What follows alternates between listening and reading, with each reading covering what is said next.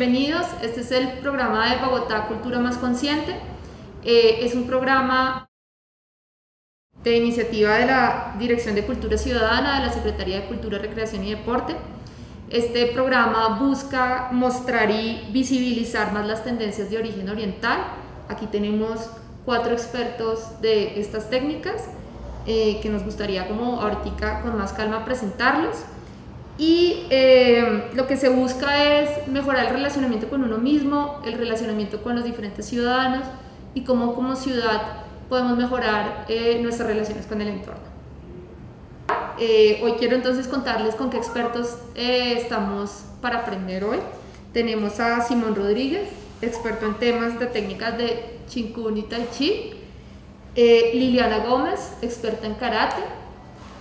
Juan Sebastián Hernández, mindfulness, experto en mindfulness. Y Leonardo Mejía, todo el tema de budismo y técnicas budistas. Estaba en un gusto saludarlos, estar aquí con ustedes. Le agradezco mucho que tuve la suerte desde muy joven de llegar a estas prácticas, teniendo 19 años en la universidad, conocí a un gran maestro, que tuve la suerte que además después se volvió el esposo de mi madre, entonces terminé teniendo al maestro en casa, y esto ha sido una oportunidad maravillosa. Estas prácticas son prácticas que vienen de la antigua China, específicamente del monasterio Shaolin. Fueron prácticas secretas por mucho tiempo de los emperadores, de los generales, de los ministros más cercanos al emperador. Y lo que buscan en el fondo es podernos ayudar a optimizar los procesos naturales de bienestar y de equilibrio en el cuerpo. Hay un potencial gigantesco en nuestro sistema, en nuestro cuerpo, de traer bienestar. Hay una tendencia natural en todo el universo, en todos los sistemas, a que el equilibrio. Pero nuestros procesos inconscientes a nivel emocional, a nivel mental, la forma en que nos alimentamos y muchas otras cosas, disminuyen esa capacidad natural que tiene nuestro sistema de autoequilibrarse a sí mismo. Y lo que buscan en el fondo de estas prácticas es elevar esta capacidad natural del sistema de sanar, de traer bienestar a muchos niveles distintos. De alguna manera, lo más complicado de estas artes es que son muy simples. Si tuviéramos los 100 pasos para la felicidad total, para la salud perfecta, pero todos los podríamos seguir, todos aún seguir instrucciones de una manera clara y fácil. Aquí el resto es que no hay que hacer nada, hay que permitir que esos procesos naturales puedan suceder. Y la base para que estos procesos puedan suceder nace de la relajación, no solo del cuerpo, sino de la mente. Y lo que llaman en la tradición Shaolin, la sonrisa del corazón. En términos modernos, de la ciencia moderna, lo que llaman la coherencia del corazón. Cuando esas dos condiciones están presentes, son técnicas muy sencillas de movimiento, que regulan la respiración, la atención consciente y esa condición, digamos, armoniosa del corazón.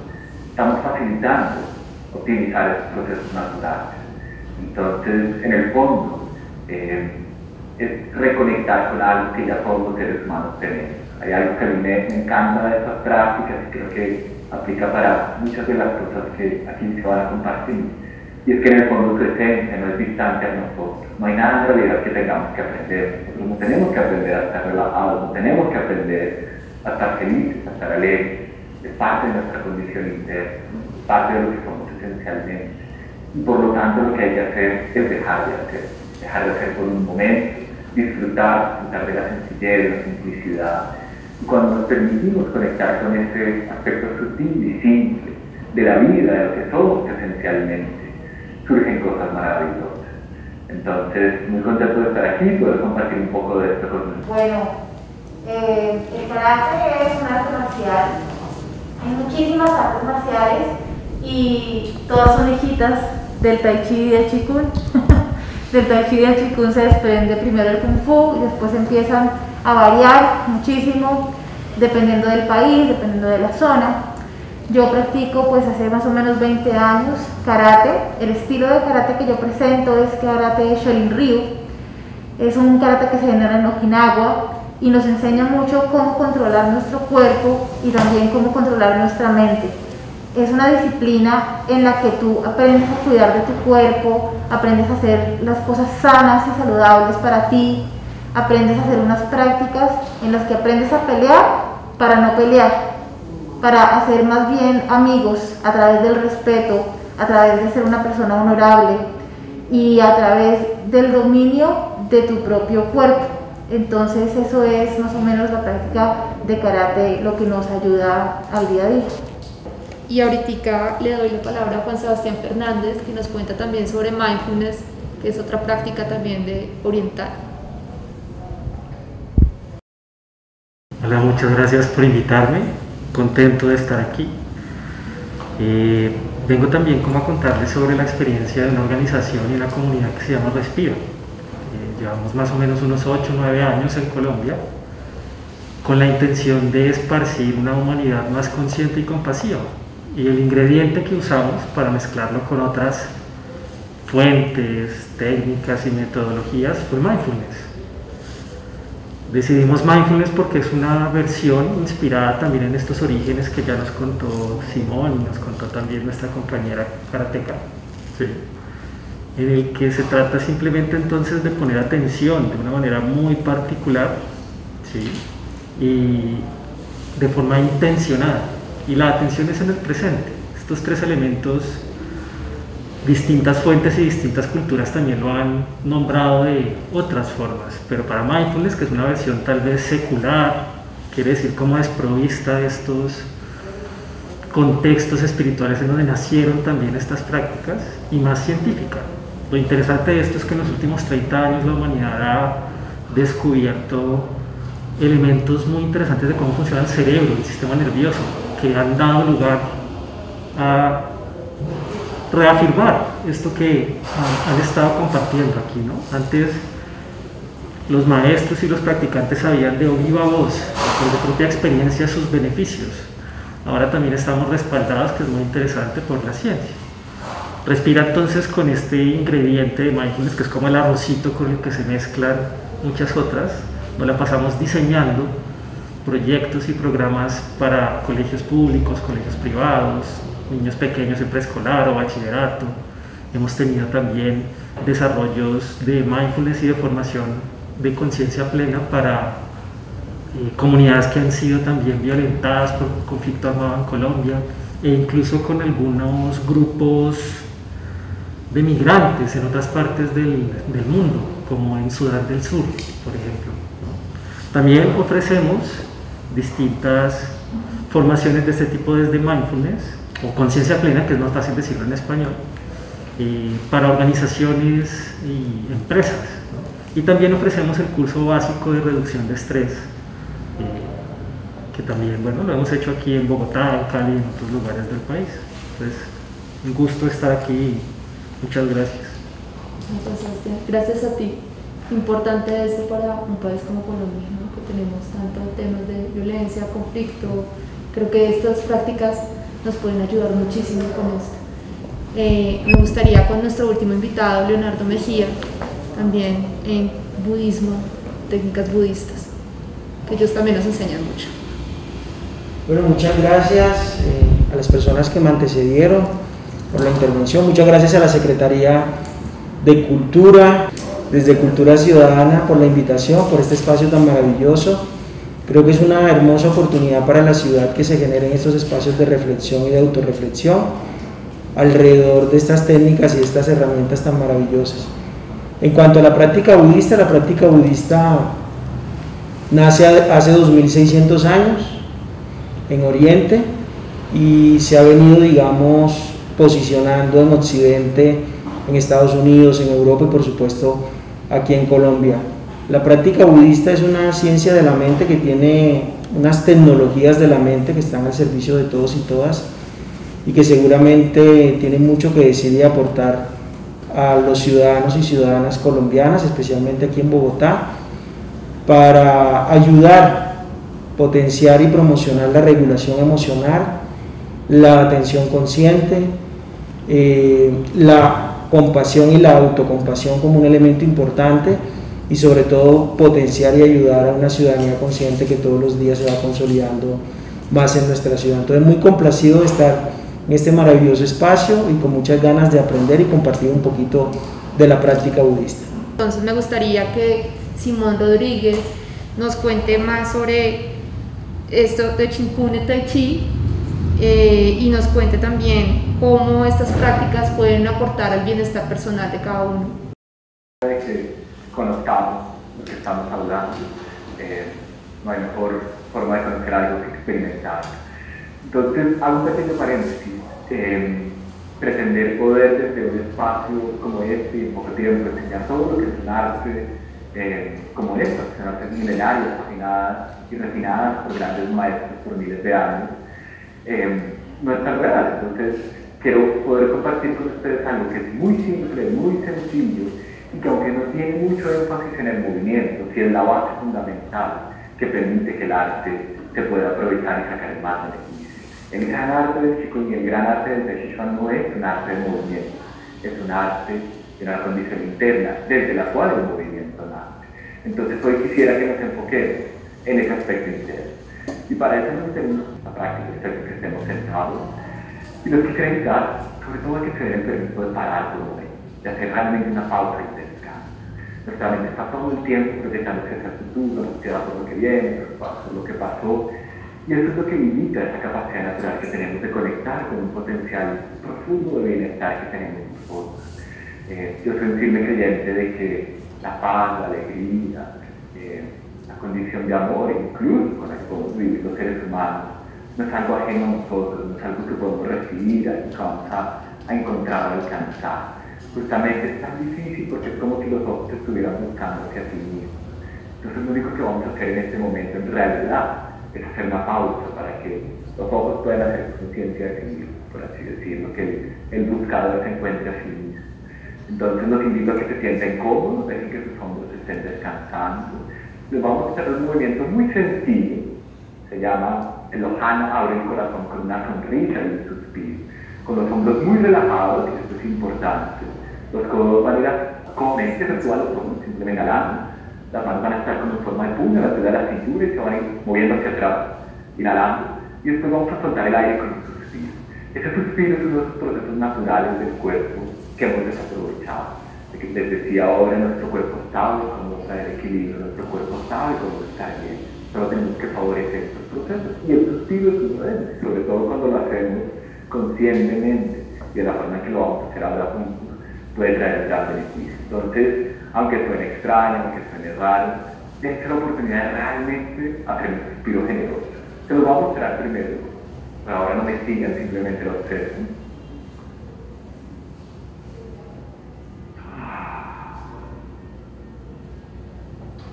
Inhalando, los codos van hacia atrás, el pecho se abre. Y exhalando, soltamos. Esa es la técnica, ahora lo vamos a hacer juntos. Y la idea es que después de hacer unos cuantos suspiros, unos cuantos ojanas, vamos simplemente a descansar ahí. Los voy a guiar un poco, vamos a descansar ahí donde están. Y vamos a usar la destreza fundamental del Qigong y del Tai Chi Chuan, que son las presencias, sentir, soltar y sonreír. Un regalo muy especial que los grandes maestros nos dejan. Entonces, invito a que se sienten cómodos. Dense el permiso de por unos segundos, un par de minutos, no tener que hacer absolutamente nada. En realidad nada tiene que cambiar. Por un momento podemos realmente descansar.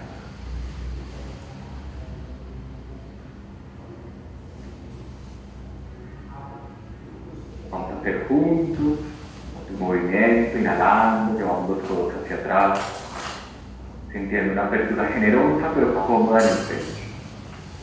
Y un suspiro generoso.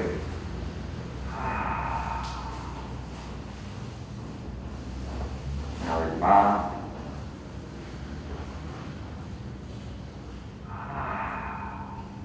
Sintiendo como el suspiro trae alivio, viveza.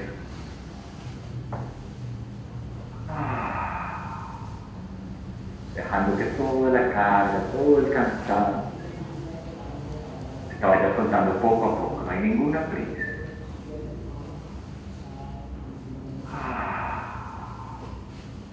Lo hacemos una vez más.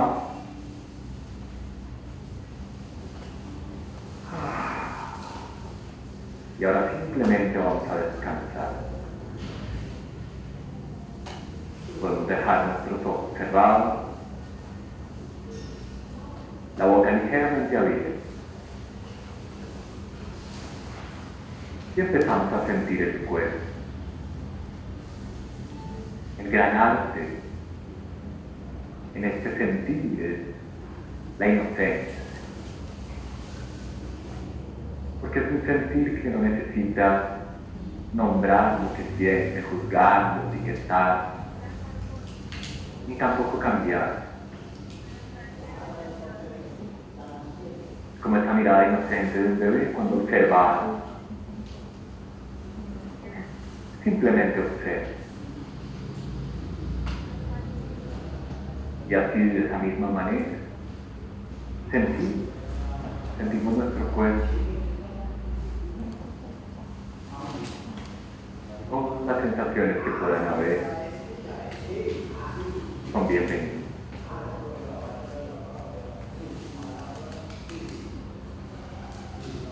Y nos vamos dando cuenta como en realidad toda aquella sensación que hemos estado rechazando inconscientemente, esas pequeñas incomodidades, lo único que necesitan es un instante de atención.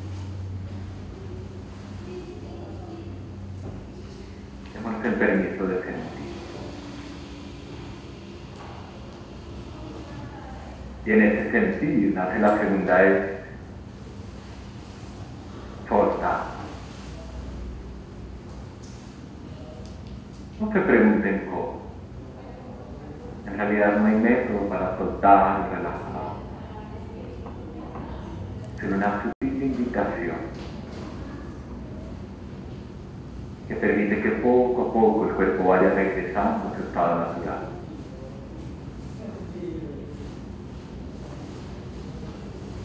Inhalamos, sentimos. Exhalamos, soltamos. Démonos el permiso de soltar.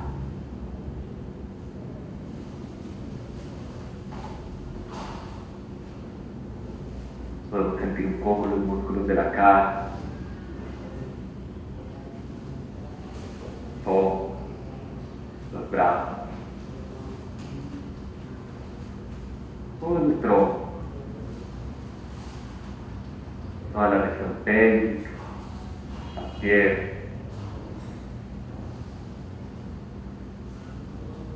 Y podemos honrar la sencillez de que nada más tenga que estar sucediendo. Simplemente sentir y soltar.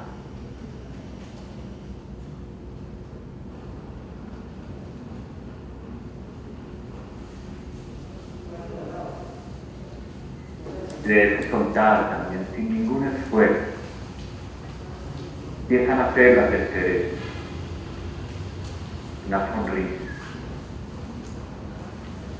Una sonrisa muy suave. Ni siquiera necesita una expresión en la cara. Más como una sonrisa del corazón. Que no necesita razón. Es suficiente con prestarle atención.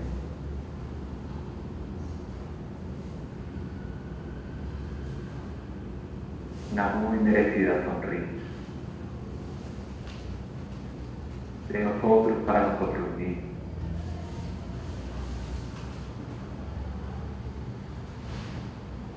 Muchas veces para ayudar a la sonrisa puede ser útil un instante de apreciación y gratitud. Pasar de esta mente que te queja, que rechaza, a la gratitud. Hay tantas razones por las que podríamos estar agradecidos. Empezando por estar aquí. Estamos vivos, con un cuerpo extraordinario que por más de que a veces tenga problemas, dificultades, tiene billones de funciones todo el tiempo sucediendo para que estemos bien.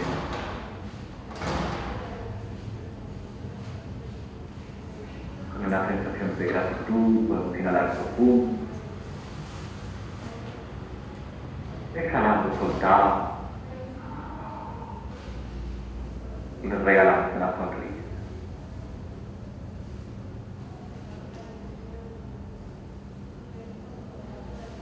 Y como una buena sonrisa, es una sonrisa generosa, que podría empezar en el corazón, se empieza a expandir y a irradiar todo el cuerpo.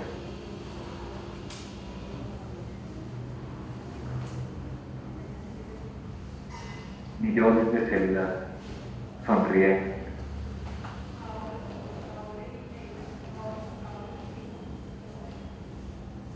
Sin ningún esfuerzo. Sentir,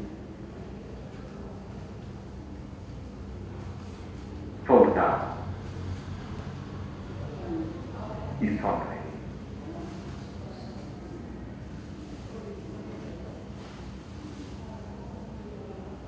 No dejemos que la cabeza argumente que hay razones o no para sonreír. Démonos el regalo de simplemente hacer.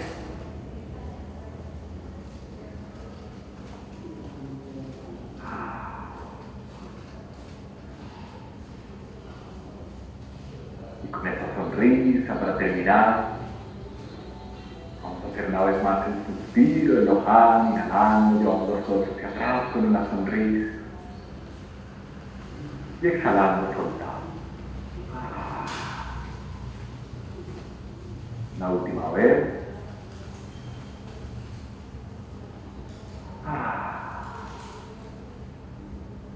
Manteniendo una sensación de calma, de tranquilidad. Lentamente podemos.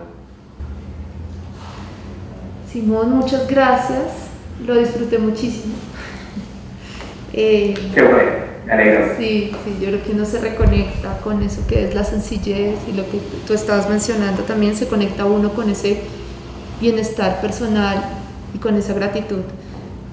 Qué bueno iniciar una mañana así todos los días. Creo que uno sale con una sonrisa ya como ciudadano. Te agradezco mucho, Simón. Y quisiera pasar a nuestra siguiente invitada, Liliana Gómez, para que nos cuente un poco más sobre ya la parte de karate, también como una técnica japonesa y una técnica también que nos permite mejorar esas relaciones interpersonales. Entonces, Liliana ahora me comentaba que ella lo hacía con su hijo o como mamá y eso le estaba permitiendo reconectarse también de esa manera. Sí, bueno, los karatecas hacemos una comunidad muy bonita y eso se transmite a toda la ciudad. Sí, realmente uno empieza haciendo un trabajo interno y eso se va a transmitir siempre a tu comunidad. Yo practiqué karate hace muchos años, sí, 24 tal vez, tenía como 16 años cuando empecé. Y bueno, yo soy profesora, entonces la vida me cruzó los horarios, un tiempo en que no pude practicar tanto, nunca lo dejé porque siempre fue una parte muy importante de mi vida, pero fue muy bonita la reconexión porque fue con mi hijo. Ya cuando mi hijo tuvo la edad suficiente y se prestaron pues las condiciones, retomamos el entrenamiento juntos. Entonces Matías, mi hijo y yo vamos todos los martes y los jueves muy juiciosos a nuestro entrenamiento y es muy hermoso poder compartir esta vivencia de disciplina, de amor por tu cuerpo, de respeto hacia los demás con alguien pues tan especial como tu hija.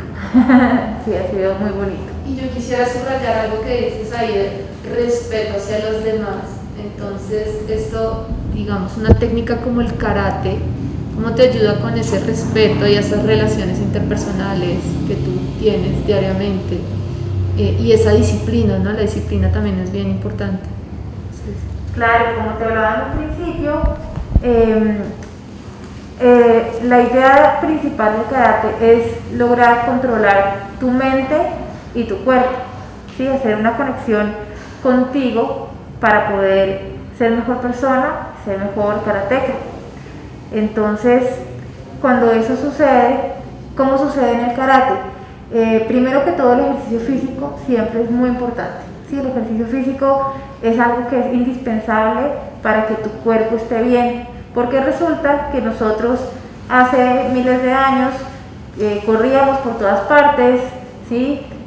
Andábamos de un lado para otro, y ahorita estamos sentaditos en la oficina, en el computador, ahorita en el teletrabajo todo el tiempo, y eso hace que el cuerpo no segregue tanto sus sustancias y no haga su proceso natural del que nos hablaba Simón. Sí, a veces ese estado de quietud a veces no nos ayuda a que todo el cuerpo desarrolle todo lo que necesita. Entonces, cuando tú empiezas a hacer una disciplina física, a hacer ejercicio, a mover tus articulaciones, tu cuerpo empieza a reaccionar y empieza a segregar sustancias, empieza a estabilizar su metabolismo, y así entonces tú tienes un bienestar y todo empieza por dentro. ¿Sí? Cuando tú tienes tu cuidado contigo mismo y tu cuerpo en un estado saludable, en un estado tranquilo, tú puedes tener una mejor relación con los demás. Ahora, en el karate es muy importante ser una persona honorable. ¿Sí? Eso quiere decir que tú siempre vas a respetar. Cuando tú haces un combate, un kumite con tus compañeros, con tus amigos, tú siempre empiezas con un saludo. Y de ahí para adelante siempre cuidas. Entre más avanzas, más controlas tus movimientos. ¿Sí? Cuando tú lanzas un puño, una patada, ¿sí? Un tsuki, una maigeri, entonces tú realizas un movimiento que si lo haces sin control, primero te vas a lastimar a ti mismo y después pues lastimar a alguien más. Pero precisamente en karate tú aprendes a evitar eso. ¿Sí? Tú aprendes a poder marcar el tsuki acá al abdomen, al plexo solar, sin necesidad de pegarle a tu compañero. ¿Sí? Tú aprendes a llevar una patada al punto controlado donde no le vas a lastimar a tu compañero, que podría llamarse contrincante, pero realmente no es tu contrincante, porque estás ejercitándote en compañía de un amigo. Y Leona ahorita nos comentaba sobre esta práctica, y nos contaba Rafael y a mí, que era como una enseñanza también a no pelear, y me llamó mucho la atención porque quisiera que me explicaras un poquito más cómo así es de no pelear cuando es karate. Entonces uno siempre se imagina karate va a pelear y les enseñan todo lo contrario. Claro, porque es muy importante primero la atención y la prevención. Si hay un maestro muy importante que se llama Sensei Jiha, que alguna vez le preguntaron, bueno, y entonces ¿usted qué hace si un día usted está en una esquina y lo están apuntando con unos misiles nucleares y con un tanque y con unas metralletas, y usted está en la esquina, y usted qué hace? Y la respuesta del Sensei fue, yo nunca llegaría a estar en esa posición. Entonces esa es la visión del arte marcial. Tú lo primero que haces es empezar a controlar. Si tú eres una persona honorable, probablemente no te vas a meter en esas situaciones en las que estés con un misil y con un tanque apuntándote en una esquina. ¿Sí? Y de ahí pues pasamos a cosas más prácticas. Por ejemplo, si tú vas a ir por la calle, ¿sí? Y sabes que estás en una zona que no es muy segura, pues entonces ve por un lado luminoso, ¿sí? O a ciertas horas pues toma tus precauciones, ve acompañado. En fin, es como estar un poco más atento a lo que haces para que puedas evitarte estar en situaciones que van a atentar contra tu salud o tu bienestar. Me imagino que enseña también esos valores de vulnerabilidad, respeto, lo que tú antes nos estabas mencionando. Liliana, nos gustaría ver como algunos movimientos de lo que hacen en karate, que nos muestres un poquito cómo es esta práctica. Claro. Entonces, ¿de una? Pues me voy a quitar los zapatos. Todos queremos ver, así como Simón también nos guió para meditar y comenzar una mañana de una manera más feliz con uno mismo. Listo, yo recomiendo esta práctica siempre hacerla sin zapatos. Si te vas a dejar las medias, que tenga antideslizante, porque si no te puede lastimar, ¿sí? Porque necesitas un muy buen apoyo contra el piso de tus pies. ¿Listo? Entonces, necesitas que me... ¿Acá estoy bien? Listo, muy bien. Entonces, como te contaba, siempre en karate iniciamos con un saludo. Una posición de atención, tus pies abiertos al ancho de la cadera, cierras tus puños y los traes enfrente de tu cuerpo. Esto es Heisuko Dashi. Dashi significa posición. Esta es la posición de atención y inicias con saludo. Rey, juntas tu pie derecho al izquierdo, manos al lado del cuerpo, inclinas un poco tu cuerpo, pero tu mirada siempre arriba, porque tú siempre vas a ver a tu oponente, no puedes quitarle la vista, ¿cierto? Entonces, Heisuko Dashi y Rey. ¿Ok? 4 movimientos básicos. El primero es el Suki, ¿sí? Que lo conocemos como un puño.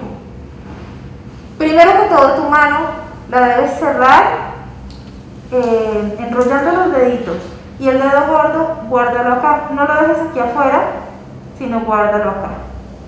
Tú ubica con tu anatomía cómo haces para que estas falanges no queden adelante. Si tú dejas estos deditos hacia afuera, te vas a lastimar, te vas a fracturar los dedos cuando pegues un Suki.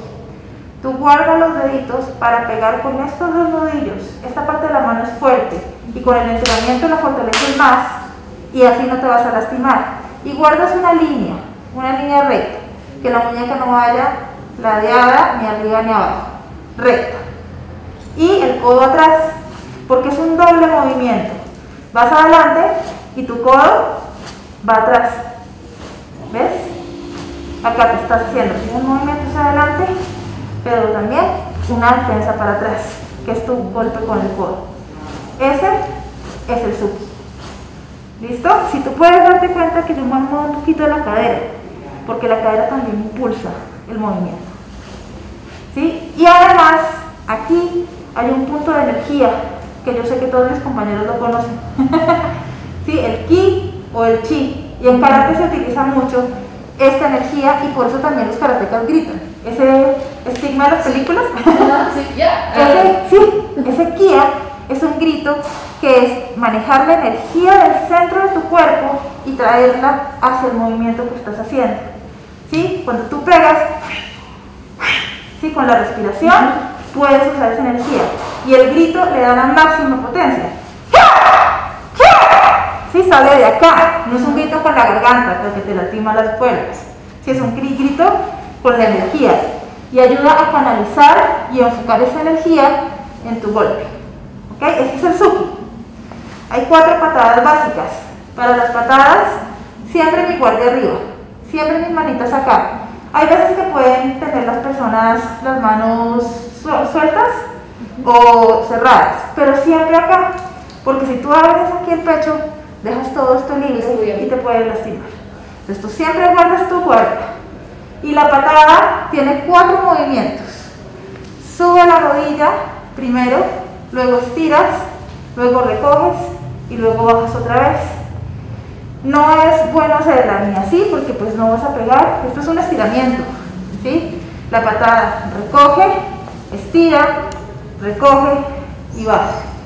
Porque si tú estiras acá y caes así, vas a perder tu equilibrio, ¿sí? Entonces, Maigeri, que es patada al frente, acá, y se pega con la bola del pie, con esta parte del pie, acá. ¿Sí? Has hecho mis deditos para atrás y con las 2 piernas. ¿Sí? Hich, ni, san, chi, go. 5 Maigeris. Ahora, para la patada de lado, siempre giro un poquito mi pie de base para cuidar mi rodilla. Entonces, cuando levanto, giro un poquito y ahí sí, estiro. Si voy a empezar a practicar, puedo, en vez de empezar con el pie recto, girarlo un poquito antes de empezar. Mi guardia arriba, subo la rodilla y suelto mi patada. La patada de lado se pega con el filo del pie. Entonces igual, levanto, pego, recojo y bajo. Levanto, pego, recojo y bajo. ¿Listo? Con tapabocas es más difícil. También hay patada circular, que es Maigeri. Ahí necesitas girar el pie de base muchísimo más. ¿Sí? es una patada circular y se pega con el empeine. Y la patada Ushuro Geri, ya es atrás. Siempre mira hacia dónde pegas. ¿Sí? Porque si no miras, pues entonces, ¿a dónde vas a pegar? Sí. Con tu guardia arriba, miras y pegas. ¿Listo? Esos son los movimientos más básicos. Y voy a cerrar con una práctica chiquitita de una kata. La kata es el combate imaginario. Es lo que le da al karateca las herramientas para poder improvisar. ¿Sí? Entonces, a veces las personas piensan que improvisar es hacer cosas a la loca, pero no. En el jazz, cuando tú improvisas, tú tienes que tener la tonalidad, tú tienes que conocer las notas, tienes que saber qué estándar estás haciendo, qué instrumentos tienes a tu alrededor, mucha atención, y tienes con todo ese conocimiento, improvisas. En karate es lo mismo. Entonces, estas katas te ayudan a interiorizar muscular y mentalmente unos movimientos para que después, cuando tú estés en un combate, tu cuerpo ya tenga una serie de información con la que tú puedes improvisar. ¿Listo? Voy a hacer una kata de nivel básico, intermedio, se llama Nahashi Uno, significa bloquearlo todo. Voy a hacer solo un pedazo porque tenemos poquito tiempo. Siempre inicias Heisei Kodachi, saludas, respiras, la mirada es importante y explotas.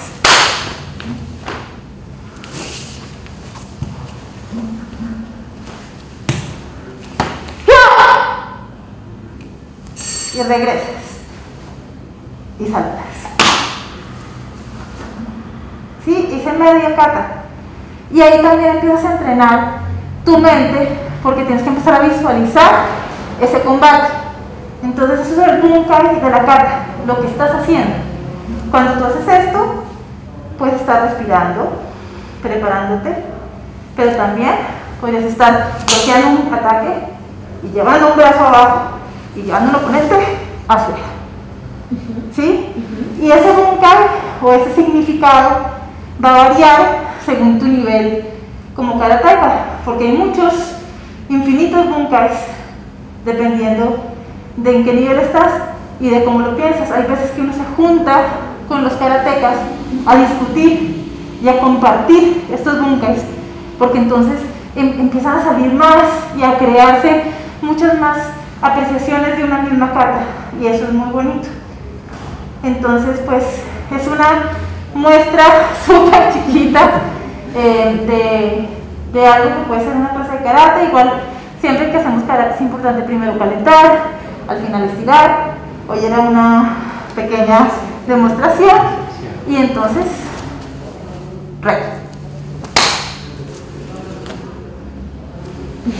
Liliana, muchas gracias. vale. No, muy interesante, y verte también a ti como mujer, digamos, en estas prácticas de karate que la gente pensaría que es normalmente de hombres, y no, para nada. Es muy interesante. Llevas desde el 98, ¿cierto? Sí, yo creo que 97, 98. Y pues mira que sí es muy bonito, porque cuando yo inicié, yo era la única chica que iba a practicar. Pues había otras más avanzadas, pero yo no las veía mucho. Entonces, cosas como, por ejemplo, que en la academia no había vestir para mujeres. Entonces, claro, ellos divinos todos, apenas llegaba yo, todo el mundo salga, hasta que llegó Liliana, yo me cambiaba y después practicaba. Y como te cuento, yo dejé de practicar en la academia. Mi sensei Sandra Hernández, ella empezó a venir a mi academia, pues a la música, a mi trabajo, ¿sí? Y ella venía y me ayudaba a entrenar en casa. Y después, cuando retomé la academia, cuando volví, me encontré con la grata sorpresa de que ya estaban más o menos 50-50 entre hombres y mujeres, y ya había vestir para chicas. Entonces es muy bonito cómo evoluciona, porque hay figuras en las artes marciales. Sí, el maestro Matsumura es muy conocido en varios estilos de karate, y resulta que una de las catas que nosotros practicamos en Shorin Ryu para avanzar a Cinturón Café, si no estoy mal, esa kata la creó la esposa de Sensei Matsumura, Yosamine Chiu, ¿sí? Y ella hizo esa kata para pelear con su bebé en la espalda. Wow. ¿Sí? Entonces es un combate para proteger a su bebé. Entonces la mujer ha estado presente en artes marciales, pero entonces ahora es más abierto y es muy lindo ver cómo cada vez hay más mujeres que practicamos.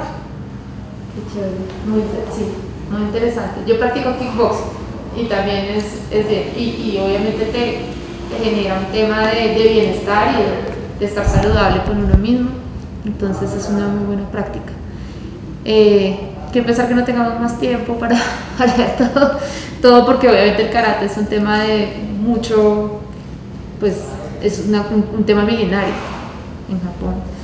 Entonces, pero pues también tenemos otros invitados que son con unos temas bien interesantes, y paso a Juan Sebastián Fernández, que nos quiere contar sobre mindfulness, que también es algo que yo le estaba contando, hasta hace poco lo conozco, pero también viene de hace mucho tiempo. Entonces, si nos puedes contar más sobre el mindfulness, y eso también, como tú no lo decías, cómo cambia ciertas comunidades en los temas de violencia, cómo también puede mejorar esto y cómo también podemos ser mejores a través de esto, mejor sociedad.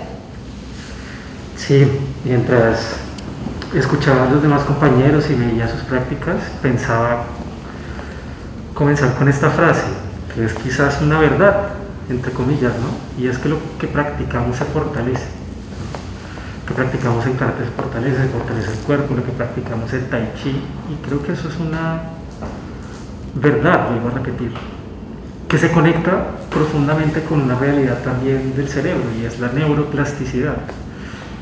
Y esto parece obvio decirlo en estos momentos, pero hace 20, 25 años no era tan obvio, ¿sí? Uno se consideraba a sí mismo alguien infeliz y era bien difícil creer que no podía cambiar, o se consideraba uno alguien rabioso, miedoso, y la sensación de que ese se ve siempre era muy grande, ¿no? No había mucho discurso, muchas prácticas en esos momentos que estuvieran disponibles para una persona así. Ahora lo que sabemos es que lo que practicamos se fortalece, y eso tiene una realidad en el cerebro. Creamos nuevos mecanismos neuronales o caminos entre neuronas, y esto es finalmente pues la realidad biológica de la complejidad del comportamiento. ¿Por qué digo esto? Porque lo que practicamos se fortalece para bien o para mal. Pensemos en Colombia, que a veces ayuda a empezar describiendo el problema para ir a entender cuáles son los beneficios de prácticas como mindfulness, ¿no? Entonces podríamos sentir, o todos estar de acuerdo en que somos un pueblo que en muchos sectores, en muchos momentos, ha practicado la violencia, ha practicado el silenciamiento, ha practicado la quietud, incluso por impacto de la violencia misma, ¿no? Parte del trauma es una sensación de quietud, ¿no? Como de inmovilización. Hemos practicado también exclusión de unos grupos y otros. ¿Cómo llega mindfulness ahí? Una de las críticas fuertes que se le hace a estas prácticas orientales es que cultiva la aceptación, y para algunos la aceptación parece como un cruzarse de brazos, ¿no? Como así es la vida, ¿no? Y esto es una discusión interna que hemos hecho en Respira muy fuerte, porque trabajamos en lugares como el Cauca, en Nariño, por ejemplo, se me escapa, Tumaco, ¿no? Entonces cuando uno va a trabajar con ellos, con estos pueblos, se les dice, no, es que hay que aceptar, hay que sonreírle a la vida. Ellos nos responden muchas veces, ¿sonreír a la vida? Con lo que hay y que estoy viviendo, como rayos, ¿no? ¿Cómo voy a hacer eso? Entonces creo que poco a poco hemos descubierto una versión de mindfulness comprometida con la transformación. Hay una frase bellísima también que dice más o menos lo que resistimos persiste y lo que aceptamos se transforma. Es paradójico, ¿no? Parece la aceptación, que es una de las cualidades o actitudes que entrenamos y practicamos en mindfulness, transforma desde ese lugar, ¿no? y cómo las mismas comunidades empiezan también a renovar la manera de hacer mindfulness. La típica forma tradicional que heredamos del budismo, del hinduismo y de muchas otras fuentes, en esta versión ya más occidentalizada, por llamarlo así, que tiene también sus grandes peligros, ¿no? Y es la quietud, ¿no? La postura, estar quietos, meditar, ¿no? Hay que meditar, ¿no? Que es una caricatura lo que estoy haciendo, ¿no? No es real. Uno investiga profundamente estos maestros y la postura no termina siendo tan importante. Pero al trabajar, digamos, con grupos como afrodescendientes en Tumaco, que usan el baile como forma también de regulación emocional, ¿cómo vinculamos entonces ahí también? Lo simple, como decía Simón, de pausarse, respirar y sentir el cuerpo mientras estoy haciendo lo que estoy haciendo, también con el baile, ¿no? También lo mismo, cómo pausarme, sentir, llevar mi atención al presente con compasión mientras estoy escuchando terribles historias de violencia en un círculo, ¿no? Junto a la práctica de mindfulness en Respira también usamos mucho los círculos de escucha profunda. No es una técnica innovadora ni una metodología pues que se me haya inventado Respira, la usamos en muchos otros lugares. Hay círculos para justicias transicionales, alternativas a la justicia.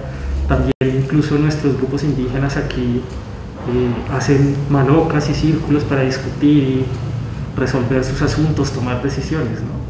Pero el círculo también como un lugar de práctica de esta conciencia en el presente, compasiva, generosa e intencionada, y cómo compartimos ahí también.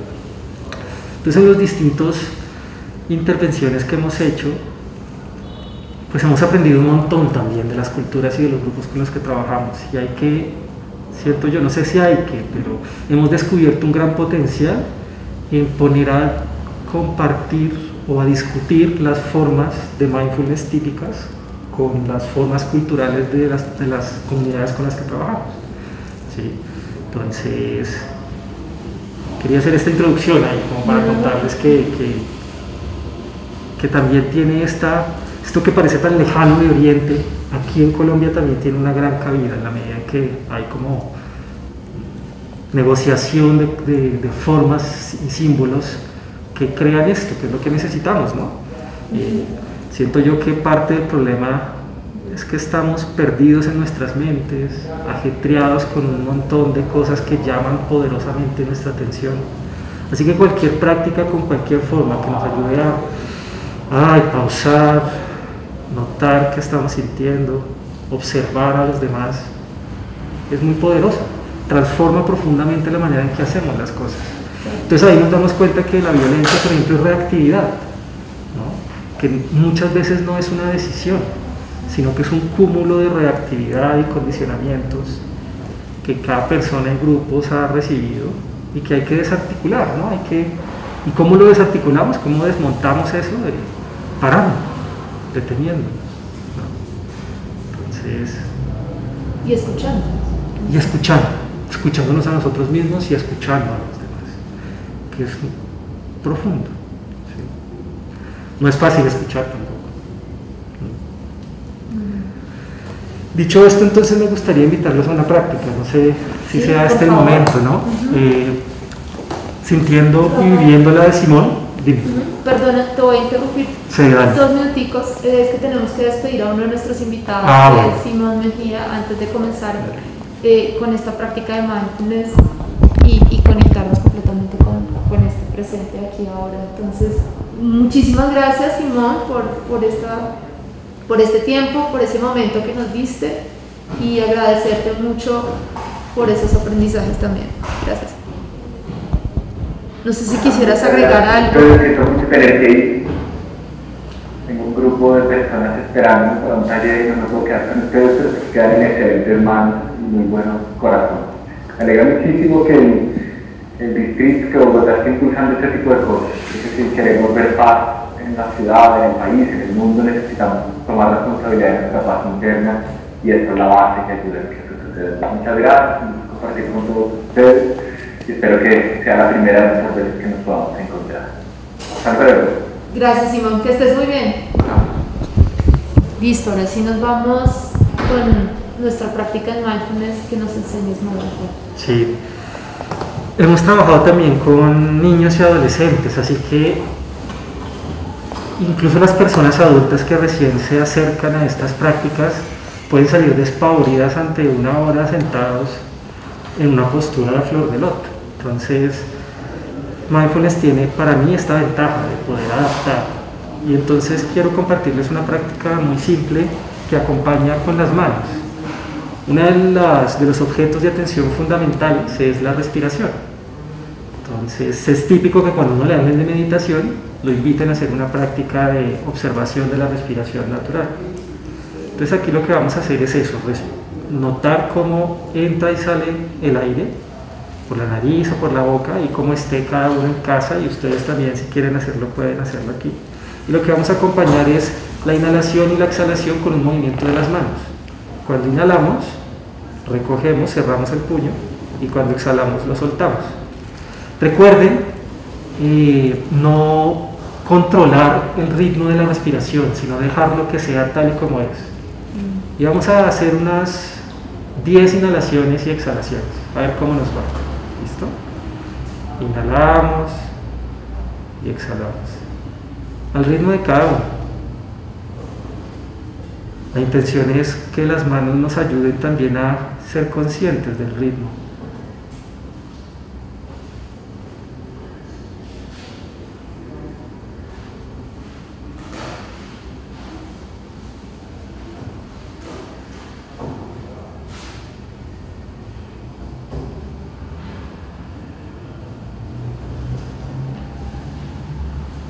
Puede ser rápido, lento, profundo, superficial. La idea o el trabajo es simplemente notar, darnos cuenta del ritmo de la respiración. Inhalamos otra vez más profundo, exhalamos abriendo las manos y de nuevo vamos soltando ahí. Es un ejercicio pequeñito. Entonces aquí voy a traer una historia, una metáfora que viene de las fuentes más tradicionales, y es entender la diferencia entre la conciencia y la atención. Es probable que alguno de ustedes haya tenido una práctica exitosa, entre comillas, es decir, que haya podido acompañar conscientemente con su atención cada inhalación y cada exhalación, pero otros de nosotros pudimos habernos distraído constantemente. No entendíamos muy bien cómo seguir una mano con la otra, nos venía un pensamiento por aquí, una sensación incómoda por acá, el tapabocas que queríamos arreglar. Eso es más que natural, la mente tiene esta naturaleza distraída, ¿sí? Se como que se engolosina con cosas. Pero volviendo a la metáfora, ¿cuál es la diferencia entre la conciencia y la atención? La conciencia es como el cielo. Pueden pasar nubes, que son nuestros pensamientos, nuestras sensaciones corporales a veces agradables o desagradables, o incluso algunas emociones, son como nubes que cruzan el cielo, ¿sí? El problema, entre comillas, es cuando nos identificamos con la nube. Creemos que somos las nubes, creemos que somos las tormentas, creemos que somos los días soleados, ¿no? Los días con viento, los días sin viento. Eso tiene que ver con la atención, en donde ponemos nuestra atención como un foco, ¿sí? Cuando suceden estas cosas, inevitablemente la atención se mueve. Esa es su naturaleza, ¿no? ¡Pum! A lo que sea más intenso, lo que capture nuestro momento vital ahí. Pero eso no cambia la conciencia de ninguna forma. El cielo sigue siendo el cielo.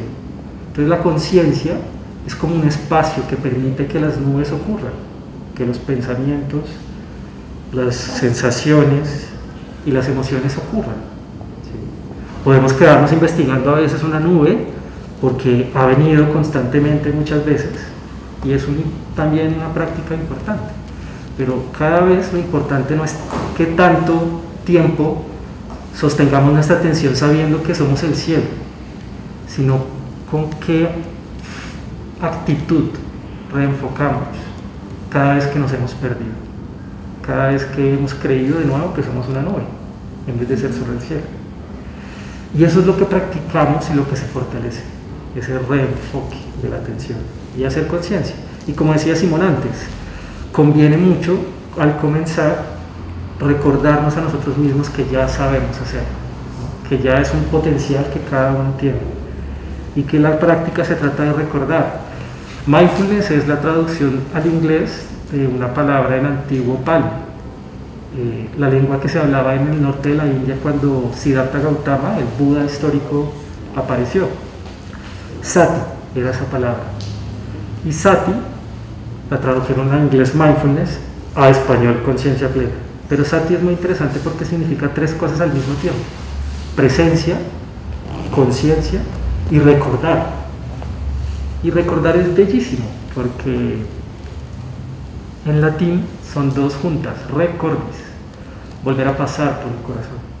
Entonces lo que hacemos también, y el potencial de mindfulness para transformar las sociedades tiene que ver con eso, con abrir el corazón. Es una práctica de atención, de concentración, sí, por eso se volvió muy popular en el mundo empresarial, sí. Pero un pájaro no vuela solo con una ala. Por un lado está la atención y por el otro también está la compasión, el corazón, ¿sí? Entonces hay que practicar. Nos volvemos compasivos. También. Entendemos al otro. Eso es, no sé si queramos hacer otra práctica o alguna, o con esto ya basta. No, me gustó mucho, muchas gracias. Y si nos puedes después contar de pronto un poco más sobre Fundación Respira, pero vale, es con más tiempo. Muchas gracias por Está tiempo y escuchar. muy interesante también, y que nos enseñe también a escucharnos, ¿no? A escuchar al otro, a esa parte de, bueno, de pronto ahorita también en pandemia, el cómo estás, pero un real cómo estás, y que uno a veces oiga a la otra persona. Entonces, creo que eso también nos ayuda mucho como ciudad y ciudadanos. Y pues bueno, por último entonces paso a una técnica también muy milenaria con Leonardo Mejía sobre el budismo. Entonces, pues Leonardo, si nos puedes contar un poco más sobre cómo esta práctica milenaria se puede introducir dentro de las instituciones, dentro de las diferentes, no sé si dentro del también mundo empresarial, porque lo que le contaba Rafael, ¿no? Cuando en muchas de las oficinas decían, no, mindfulness es muy importante, entonces uno ve gente que está como en muchos temas, tiene muchas cosas en la cabeza, gerentes, directores, y el mindfulness ayuda mucho. Y quisiera también desde el budismo, cómo se puede implementar estas prácticas en las instituciones. No, pues nuevamente gracias por el espacio tan maravilloso, por escuchar a cada uno y cada una. Se aprende muchísimo. En este ratito que he estado aquí he aprendido un montón. Se aprende un montón en este espacio. Además estoy súper feliz porque estamos rodeados de matitas, me encanta este espacio, todo está súper bonito. Y realmente es un espacio que invita a la conciencia. Creo que el mismo espacio nos está invitando y cada una de las prácticas que hemos visto hoy pues es una invitación también a ser un poco más conscientes y a introducir estados conscientes diferentes en nuestra vida cotidiana. Yo empezaría haciendo una diferencia importante.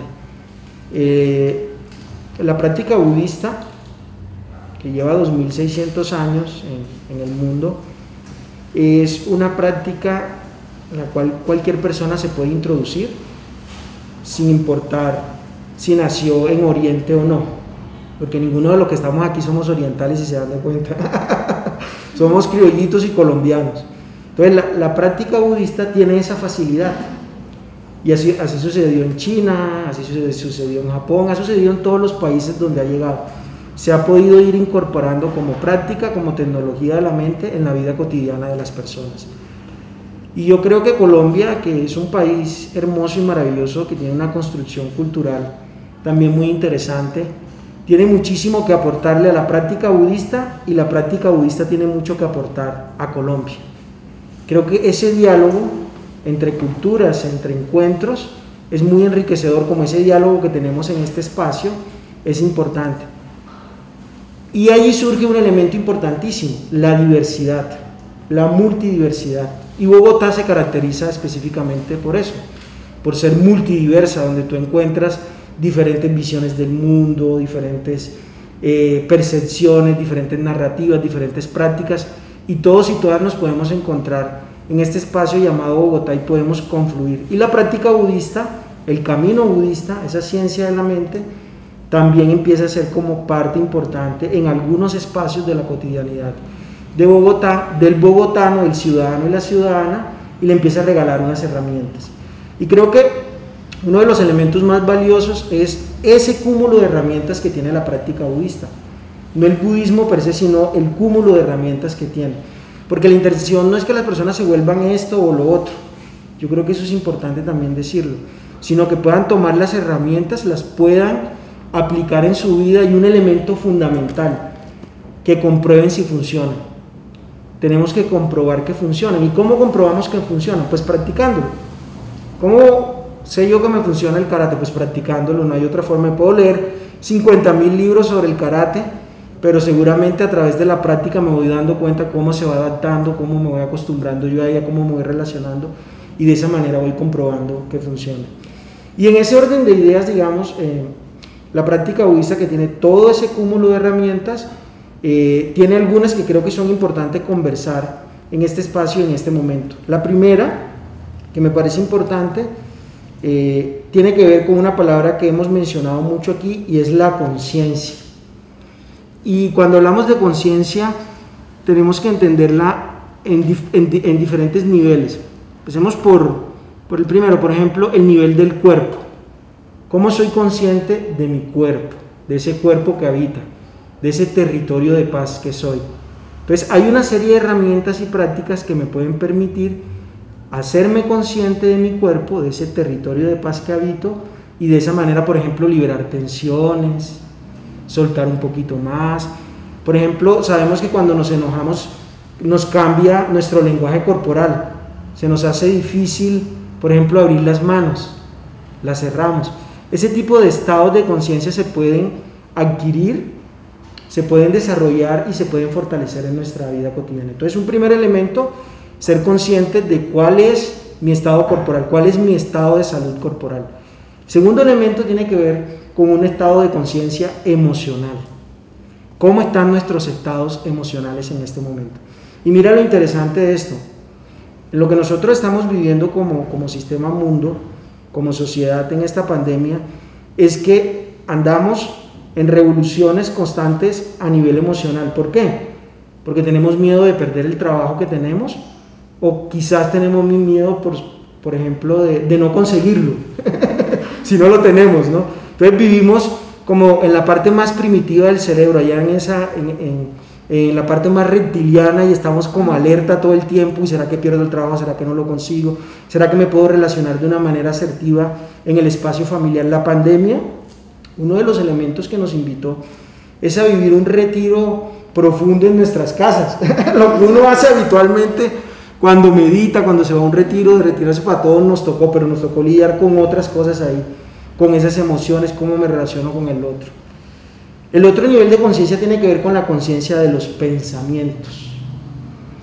¿Qué pienso? ¿Cómo lo pienso? ¿Y cuál es mi estructura mental de pensamiento?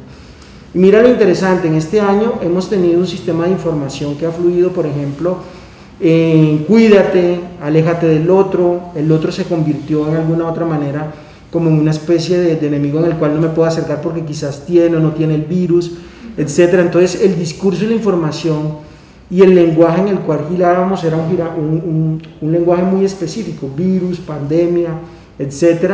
Y eso fue, de alguna u otra manera, o puede pasar, nos lleve a crear una estructura de pensamiento. Entonces, generar conciencia sobre el sistema de información o de pensamiento con el cual estamos operando. Y lo dejaría como en esos tres niveles que me parecen importantes, sin desconocer uno que es fundamental, y es conciencia sobre las acciones que emprendo en mi vida cotidiana. Entonces, cuerpo, emociones, pensamientos y acciones en un ser humano que es un todo juegan un papel fundamental en la vida cotidiana. El segundo elemento tiene que ver con lo que llamamos autocompasión y compasión. Entonces, cuando soy consciente de mi cuerpo, de mis emociones, de mis pensamientos y de mis acciones, es importantísimo desarrollar autocompasión. Es decir, una compasión dirigida hacia mí, no por un individualismo, sino porque nuestro sistema nervioso, que se dispara constantemente todo el tiempo, necesita también esos momentos de tranquilidad, de desarrollar un pensamiento compasivo, positivo, a través de unos anclajes que quizás ahora tendremos la oportunidad de desarrollar una pequeña práctica alrededor de eso. Y la autocompasión en nuestra sociedad específicamente es importante porque nosotros, como se dice popularmente, nos da muy duro. Vivimos en una sociedad del rendimiento, de la automatización, donde tengo que lograr rápido los informes, tengo que llegar rápido a todo.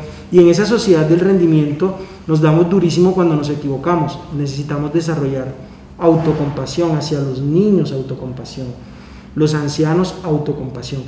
Y la compasión, que tiene que ver cómo desarrollo esos círculos, esas interconexiones con los demás para desarrollar procesos compasivos.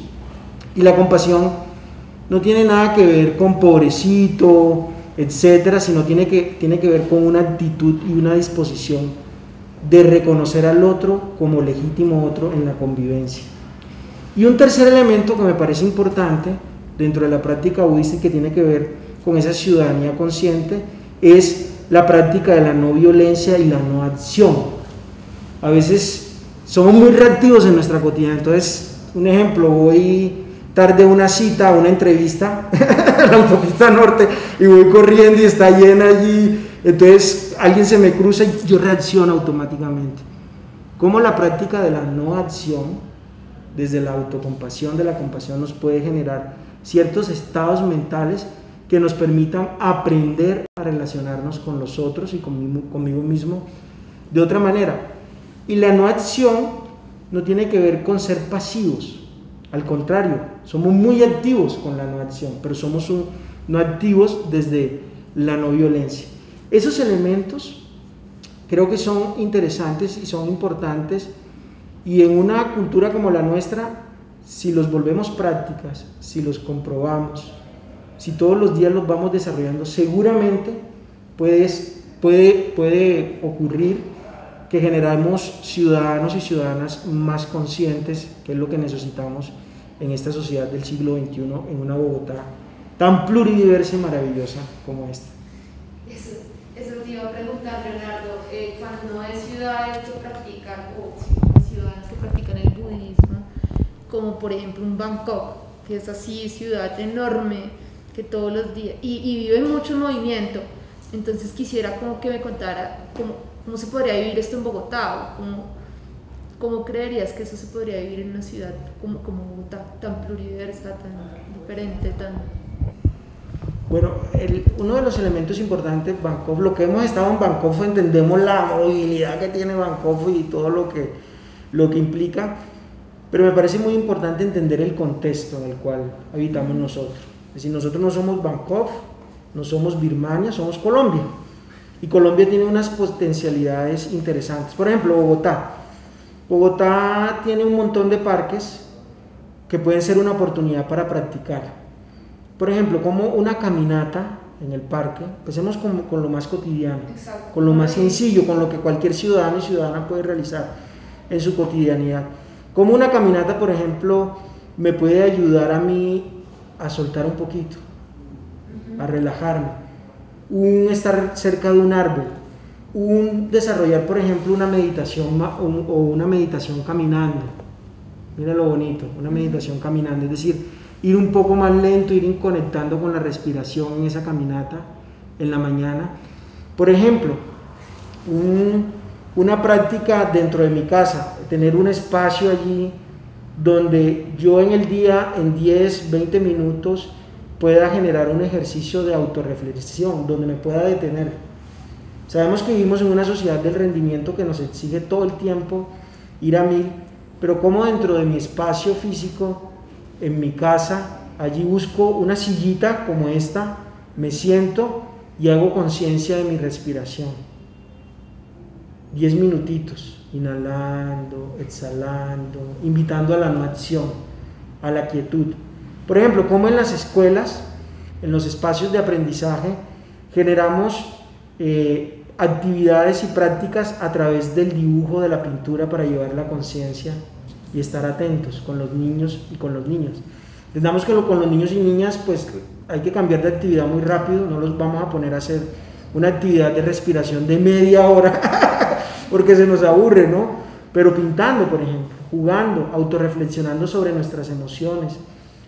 En el mundo hay muchísimas experiencias que se vienen realizando y se vienen desarrollando que invitan a esos estados conscientes. Yo creo que Colombia puede ser un gran laboratorio porque tenemos un gran aprendizaje de violencia a lo largo de nuestra historia, pero también tenemos un gran potencial. Si Bogotá, por ejemplo, se puede convertir en un gran laboratorio de conciencia, y creo que es como la apuesta hacia donde queremos caminar, de convertir a Bogotá en una ciudad más consciente a través de prácticas cotidianas, que no las sientan lejanas. Eso es importantísimo, que no sientan que es una cosa como allá lejana de unas personas que se meten en una cueva y que logran estados conscientes. No, realmente cualquier persona en su vida cotidiana puede desarrollar esos estados conscientes porque todos y todas tenemos el potencial necesario. No, pues Leonardo, yo estoy acá feliz con todas las actividades y las prácticas que hemos hecho. Si nos ayudas tú a hacer una que podamos utilizar en nuestra cotidianidad nosotros como ciudadanos de Bogotá y poder también desconectarnos y, como lo que tú decías, a la no quietud y a poder tener también esa autocompasión y vivir de una manera más pausada. Claro que sí, mucho gusto. Vamos a hacer una pequeña práctica. Hay muchas prácticas bonitas, maravillosas. Aquí hemos visto varias, afortunadamente. Qué bonito que nos encontremos porque creo que es una oportunidad para enviar un mensaje a la ciudad de nuevos estados compasivos y conscientes. La primera invitación es nuestro cuerpo, ese cuerpo que habitamos todos y todas, es invitarlo primero a la quietud. Entonces nuestras manitos pueden estar acá, sobre las piernas, o pueden estar allí sueltas. Nuestra columna es muy importante que esté derecha. ¿Por qué? Porque si yo estoy así, quizás mi respiración se puede cortar. Y también invito a mi columna a que vuelva a su postura original. Y es muy saludable esta postura. Entonces nuestra columna lo más derecha posible, nuestros hombros relajados, y vamos a utilizar un anclaje. Un anclaje es una ayuda que le damos a nuestro cerebro para que se centre, para que esté centradito allí. Y lo vamos a hacer de una manera muy sencilla.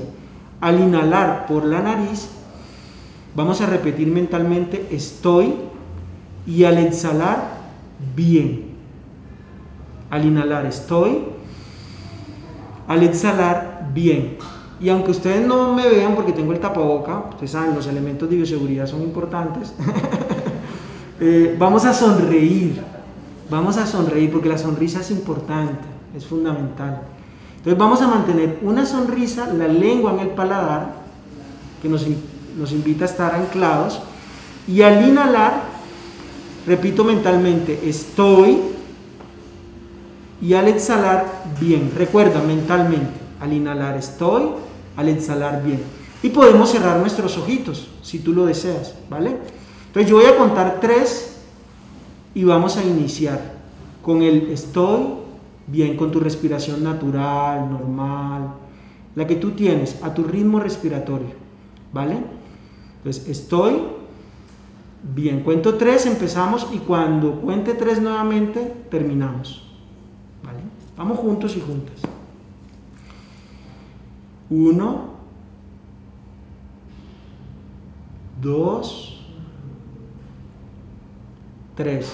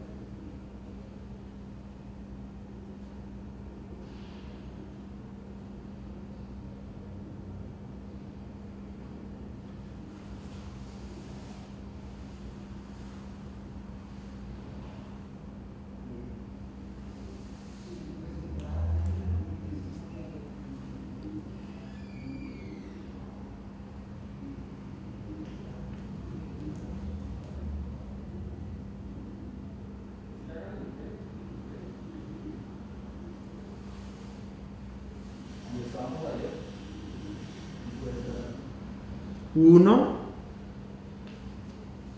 2, 3. Esa es una práctica de autocompasión muy sencilla que cualquiera de nosotros puede practicar, por ejemplo, cuando esté en el trancón. Allí, estoy bien, y me recuerdo, estoy bien, estoy bien. Hay una historia muy bonita de un señor que iba con un coche y iba diciendo: tranquilo, Juan, tranquilo, no te preocupes, Juan, tranquilo, todo está bien, Juan. Y una señora se le acercó y le dijo: ese niño tan bonito, ve, está todo calmado gracias a usted, a lo que usted le está diciendo. Y el señor le dijo: no, es que Juan soy yo.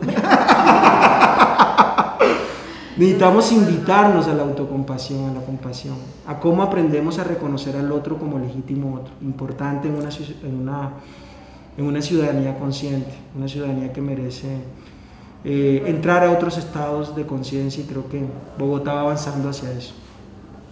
Muchas gracias por esa práctica. Y bueno, yo vuelvo también a un poco todo esto que nos están ustedes enseñando el día de hoy, gracias a nuestros invitados por cada uno detenerse y hacer y enseñarnos cosas sencillas que podemos llevar a nuestra cotidianidad y que nos ayudan a estar nosotros en bienestar. Más ahorita también lo estamos viviendo con el tema de la pandemia, que tenemos que tener bienestar, que tenemos que cuidarnos, y cómo esto nos ayuda a cuidarnos a nosotros mismos, a estar más tranquilos, a tener mejores relaciones y a cuidar a nuestro entorno. Entonces, les agradezco por el tiempo, el espacio. No sé si quieren agregar algo más. No, agradecerles, muchas gracias por la invitación. Que no sea la última. Y si quieren invitar a los ciudadanos a estas prácticas, un cierre de 2 minuticos cada uno, desde la edición del karate y desde cada uno. Sí, bueno, pues muchas gracias por la invitación. Bogotá es una ciudad llena de gente maravillosa y tenemos que ser esas personas maravillosas que somos, logrando combatir contra nuestro enemigo interno, que es nosotros mismos, nuestro miedo, nuestra mente que nos ponga límites. A través de la práctica de karate o todas estas prácticas podemos desarrollarnos, crecer como personas. Ahorita pues la mayoría de las prácticas de karate están virtuales por la situación de salud, pero hay prácticas virtuales, no piensen que no se puede, porque sí se puede, sí se está haciendo, y es una forma muy agradable de entrenar el cuerpo y de estar bien. Entonces, cordialmente invitados a siempre practicar karate. Muchas gracias, Rafael. No, nada, tengo doble personalidad, Rafael con Sebastián. Amplío mi autoconcepto. Con Sebastián. Está bien. Muchas gracias por la invitación. Coincido, hay gran potencial en Bogotá y estas prácticas son muy sencillas y fácilmente incorporables a la vida. Y lo más interesante, yo no sé si sea una buena noticia o mala noticia, tal vez son las dos, pero la buena noticia es que hay un montón de mapas, un montón de instrucciones, hay muchas personas afinando todas estas técnicas durante toda la historia de distintas fuentes. Así que hay mucho de dónde coger, de dónde escoger, ¿sí? Pero al mismo tiempo el camino es solo de uno, que no sé si sea la buena o la mala noticia. Entonces la invitación es a que cuando se acerquen a estas prácticas se encontrarán con cosas difíciles a veces. Sentarse a observarse a sí mismo, a veces pues nos encontramos con dolores y cosas que no queremos ver, de nosotros, de los demás y del mundo, de la existencia que compartimos. Entonces ahí recuerden esto, que ha quedado como uno de los mensajes para mí, ¿no? La autocompasión. En esos momentos que surja el dolor, que surja el miedo, que surja la desesperación, imagínenlos como si fueran visitantes inesperados. Hay un poema bellísimo de Rumi, un sufí, un poeta sufí, la rama mística del islamismo, que se llama La casa de huéspedes, y en algún momento dice: a la malicia, a la vergüenza, a la tristeza, recíbelas como un visitante y sonríeles, ¿no? Sonríeles no para acallarlos, taparlos, sino para descubrir cuál es el mensaje que hay ahí detrás de ellos, ¿no? Estas prácticas son una delicia porque nos invitan al bienestar, a la felicidad, y entonces uno se engolosina, ay, yo sí, yo quiero, pero al final el camino también significa cruzar lugares áridos, tensos, difíciles, y ahí es importante la autocompasión. Y recordarles, se puede, no sé si se pueda, pido permiso, las redes sociales de Respira. Pueden buscarnos en Facebook, Respira Colombia, y también en Instagram. No estoy seguro, pero Respira Colombia y nos encontrarán, ¿vale? Muchas gracias. Listo, no, a ti, Juan Sebastián. Y bueno, por último, Leonardo, para que invites a más ciudadanos también a que conozcan estas prácticas y que lo hagan, busquen unos espacios también para hacerlo. No, muchas gracias a ti por esta moderación tan maravillosa que has hecho. Gracias a las personas que muy amablemente compartieron sus aprendizajes. Gracias a la Secretaría de Cultura, a la Dirección de Cultura Ciudadana y por este espacio tan maravilloso. Invitados e invitadas todos y todas a que podamos vivir espacios conscientes en nuestra casa, con nuestra familia, en nuestro parque, en nuestra vida cotidiana. La ciudad lo necesita, el planeta lo necesita. Necesitamos cambiar hábitos y costumbres. Es fundamental para todo lo que nos espera como humanidad y como planeta. Nos pueden seguir en www.caminodeldharma.com, Instagram, Facebook, en todos esos espacios. Invitados e invitadas a vivir un retiro de meditación, un espacio de tranquilidad. Y creo que es fundamental que la ciudad y los ciudadanos empecemos a incorporar, a introducirnos un poco más en estos espacios. Muchísimas gracias y una feliz tarde o día para todos y todas. Bueno, muchas gracias a todos nuestros invitados y desde la Dirección de Cultura Ciudadana y la Secretaría de Recreación, Cultura y Deporte los invitamos a todos a que conozcan de estas prácticas y pues las hagan parte de su día a día para nuestro bienestar, para cuidar el entorno y para como ciudadanos estar más tranquilos y cuidar de nuestro bienestar, repito.